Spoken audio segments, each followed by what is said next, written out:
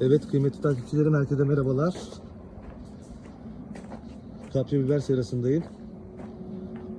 Güzel bir görüntü var.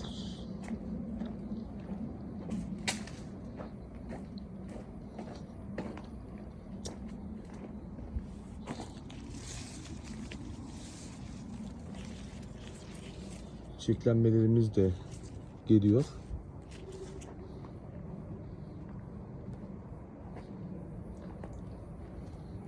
Şu anda bitkimizin boyu 1.60.